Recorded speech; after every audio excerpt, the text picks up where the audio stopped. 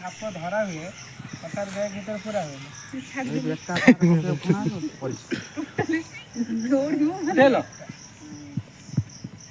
এইଭଳିଆ ଛିଡ଼ା ହେଇଥିଲା ତାଙ୍କରି ଘର କତିରେ ଏଇଭଳିଆ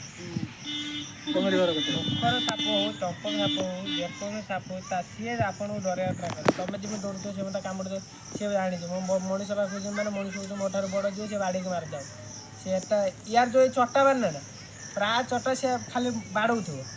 ଗୋଟେ ଦୁଇଟା ଚଟା ସେ ଧରିବା ପାଇଁ ଉଦ୍ଦେଶ୍ୟରେ କାମୁଡ଼ୁଥିବ ଆଉ ଥିବ ତ କହିହେବନି ଆପଣ ତ କହୁଛନ୍ତି ଏତେ ସାପ ଦେଖିଲେଣି କହିହେବନି ଖେଳିକି ଦେଖିବା ରହିଥାଉ ଜେଜ ଗୋଟେ କାମ ସରୁ ଜେଜ ମୋତେ ତରବରିଆ ହୁଅ ନା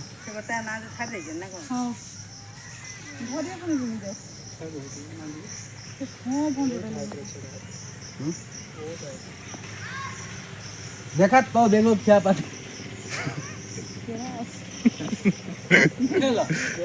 କାଟି ଛାଡ଼ିଛି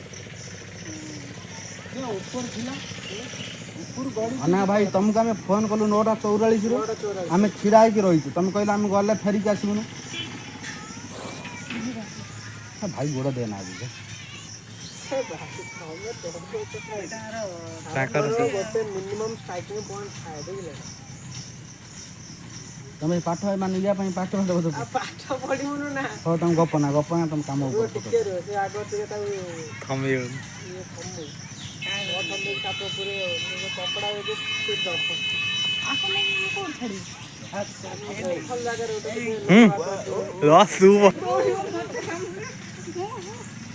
ସେତିକି କହୁଛ ସେତିକି ଦୂରରେ ତାକୁ ଦେଖାଉନଥିବ ସେ ଖାଲି ଗୋଟେ ଯେମିତି ଆମ ନିଆଁ ପାଣ୍ଡୁଳା ଭଳିଆ ଆମେ ସବୁ ଦେଖାଉଥିବ ତାକୁ ସାପ ଟେମ୍ପରେଚର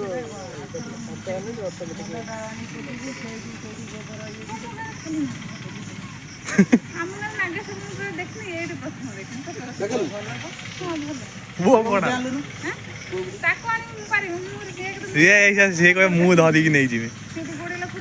ସିଏ କହେ ମୁଁ ଧରିକି ନେଇଯିବି ସିଏ କହେ ମୁଁ ଧରିକି ନେଇଯିବି ନା ନା ମୋ ପୁଅ ଆସିଲେ ସେ କହେ ମୁଁ ଧରିକି ନେଇଯିବି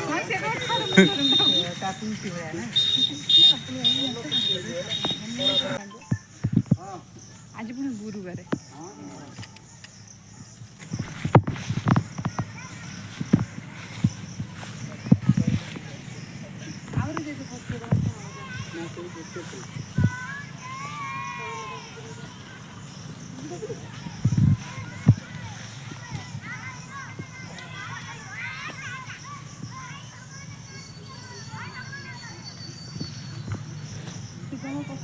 ନା ନା ଘାସଟା ନା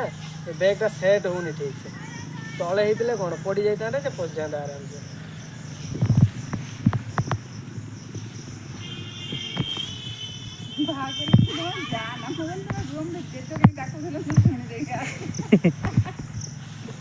ଥରେ ଜେଜା ଗୋଟେ ଧମା ସାପ ଦେଖି ପଡ଼ି କାଦୁଅ ମାଦୁଅ ହେଇକି ଆସିଛନ୍ତି